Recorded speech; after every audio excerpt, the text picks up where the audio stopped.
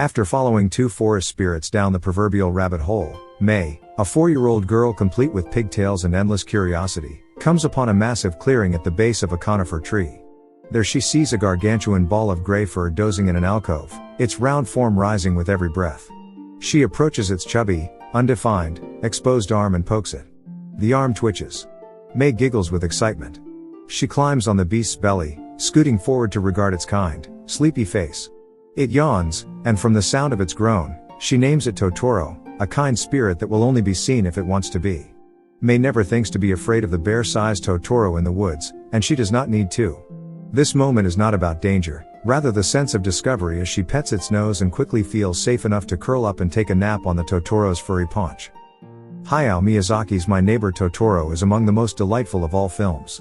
Driven by its pleasant nature and deceptive simplicity, the story remains free of harrowing conflicts, fast-paced action, or moments of deafening suspense. But whoever said a film needs violence and thrills to have adventure?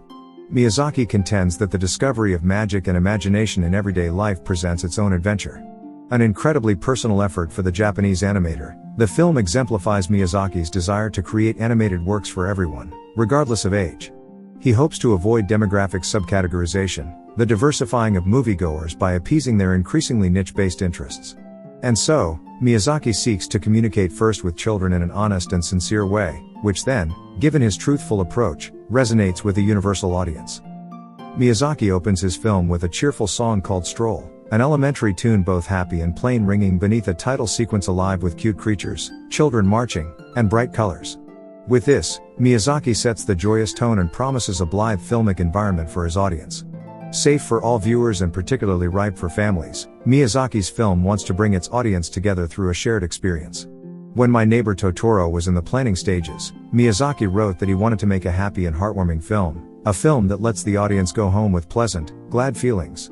Lovers will feel each other to be more precious, parents will fondly recall their childhoods, and children will start exploring the thickets behind shrines and climbing trees to try to find a Totoro.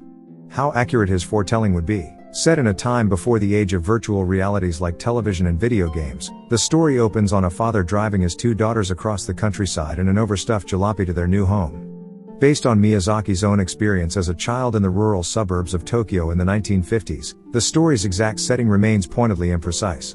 Miyazaki hoped to evoke a simpler time before television, so notice how the only technology that appears on screen is a telephone.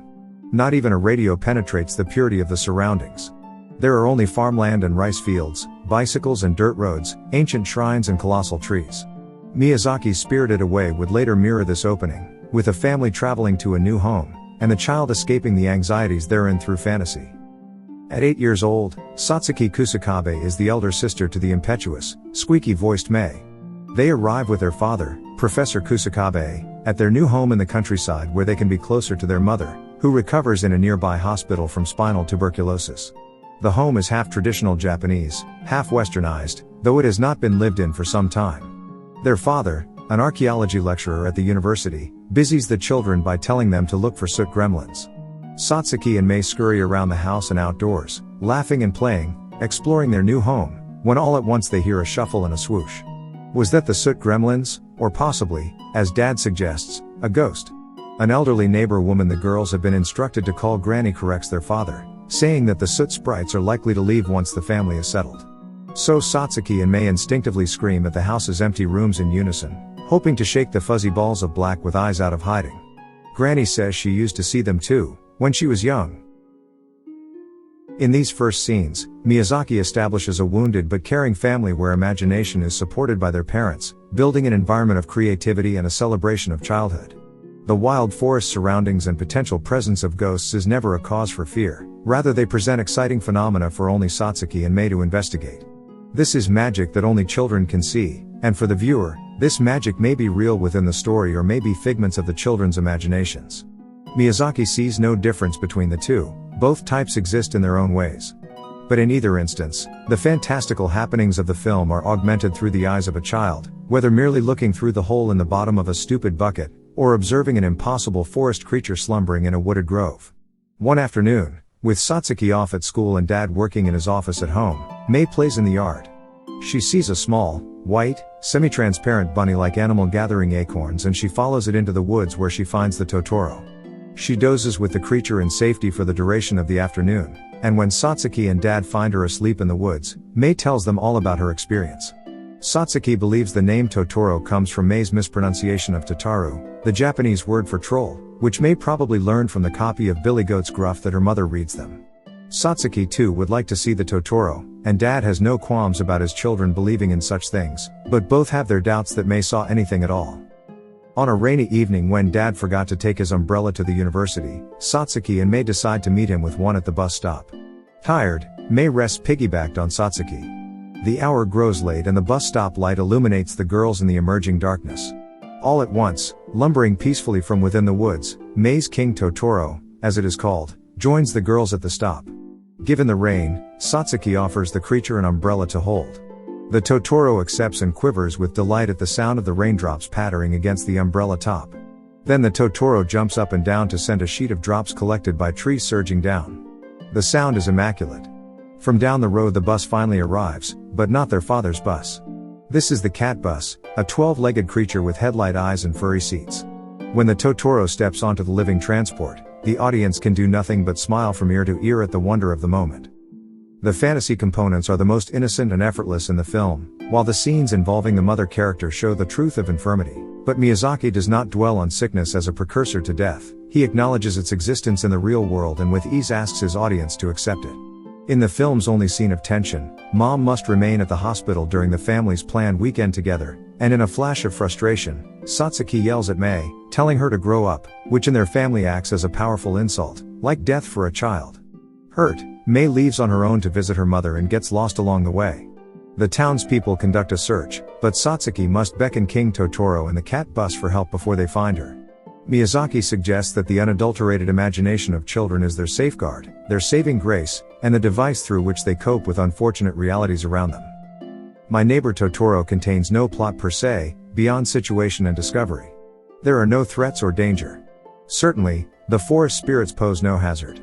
Though the idea of ghosts and spirits fill the dialogue, following currents in Miyazaki's past and future work, My Neighbor Totoro ascribes to an ecological consciousness through the elements of fantasy and setting.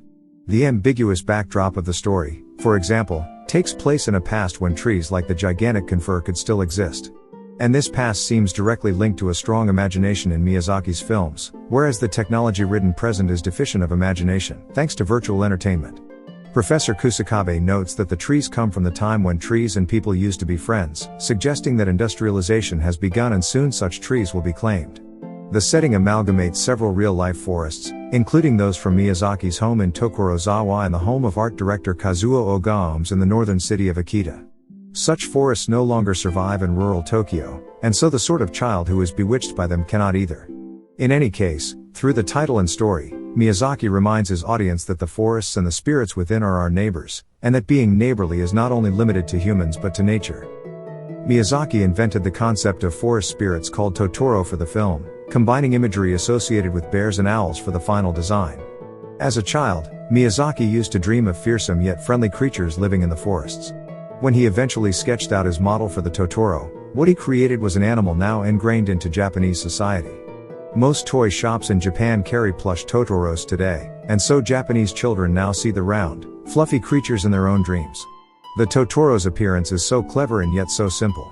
The smaller ones have almost no features aside from their round shape, the pointy suggestion of ears, and plain eyes. The blue middle-sized Totoro has more features, including a nose, limbs, and defined fur on its breast. The King Totoro towers over the others, its form all the more iconic and adorable because of its exaggerated size. Its whiskers stick out like a cat's, and its pudgy limbs have claws that seem dedicated to the task of scratching its rotund torso. For further inspiration, Miyazaki based Mei and Satsuki on himself, with Mei representing his age when he realized his own mother was ill and hospitalized with spinal tuberculosis, and Satsuki as his age when he began to grow up because of the ordeal. But Miyazaki is also evident in the young neighbor boy, Kanta, who is shown making wooden model planes. The director's family owned an airplane parts shop, so Miyazaki was fascinated with aviation from a young age. The director chose female protagonists because of his evident feminism, derived from spending time in the hospital with his mother, an outspoken social critic at home. Those impressions stayed with him through adolescence and into adulthood, and eventually, he combined his extraordinary childhood dreams with his familial experiences into the outline for My Neighbor Totoro. Miyazaki pitched his film to executives at Tokuma Shoten, of which Studio Ghibli is a subsidiary. They rejected the project as too risky. The film's producer, Toshio Suzuki, suggested they reduce the risk by releasing the proposed picture on a double bill with Isao Takahata's Grave of the Fireflies, another risky anime about World War II atrocities in Japan. Though the double bill failed to earn remarkable profits at the Japanese box office, Ghibli opted to license a line of plush toys based on the Totoros. Only when the dolls were released in Japanese stores did Ghibli begin making money from the film's release. Moreover, the bountiful and ongoing merchandise sales have sustained the studio and allowed it to flourish. As the toys sold more and more, the film gained further attention from younger audiences wanting to know where their Totoro doll comes from. My Neighbor Totoro has become increasingly adored over the years as audiences the world over are exposed to the joy within. Landmark Japanese filmmaker Akira Kurosawa, director of Ikiru and Seven Samurai, named it one of his 100 favorite films in a list compiled shortly before his death in 1998.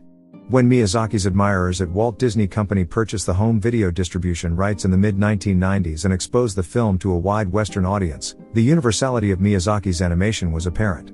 However, minute cultural signifiers lost in translation prevent some audiences from making the leap into Miyazaki's material. The statues and shrines, largely protective deities that appear on the roads in the film, suggest the characters will be safe in their company. Even without knowing the names of the deities, the implication should be clear to most viewers. Also, Western audiences do often question a bathing scene between the Kusakabe's father, Satsuki and Mei, since the type of family unity required for communal bathing is largely absent in the West. But those who watch a scene like this and feel uncomfortable, or see only abuse versus the innocence of familial harmony or parental love for one's child, reflect the corruption of their own mores and expose their intolerance for understanding other cultures. Miyazaki's film is about imagination and family in their purest, most innocent forms. He wants to awaken his viewers to realize that within the real world there exists magic for those with the imagination to see it. When consumed by fears such as those of illness and death, which are very adult concerns for Miyazaki, a person cannot see the magic in the everyday world. Only as a child, when such fears are non-existent, will the Totoros emerge from the woods. Through these themes, Miyazaki teaches his audience to accept fear and nature as realities of life. Once a person accepts them, they remain free to discover the more wondrous features of the world abound, magical or natural. Miyazaki's approach is bold, given the appearance of the Kusakabe's ill mother, but he respects children enough to trust that their resilience will get them through it. Only Pixar Animation Studios, in their 2009 film Up, dared depict such malady and ultimately death in a children's film, because only they respect their audience as much as Miyazaki does. The true test of animation is making it feel real. Without a sense of reality within an animated film, it has no purpose, no platform to work against. Miyazaki beautifully incorporates the details of his characters and their real world to demonstrate his deep humanism and deeper imagination, as well as his regard for an audience that can absorb a film such as My Neighbor Totoro and grasp its density. The genuine family and its scenery feel so incredibly tangible within the film that the Totoro's presence is made all the more marvelous for its distinction. The result is one of the most joyful, charming films ever made, fully capable of swelling the viewer's heart and bringing them to laughter in the same moment. But because the medium presents a world of just cartoons, the film risks becoming an escape free of profound emotional connection to its audience. Miyazaki's artistry and magic flourish because he brings animation back from the medium's intrinsic detachment and re-engages the viewer with the power of his storytelling. Thank you for watching our video. If you enjoyed this content, please don't forget to give us a like and consider subscribing to our channel.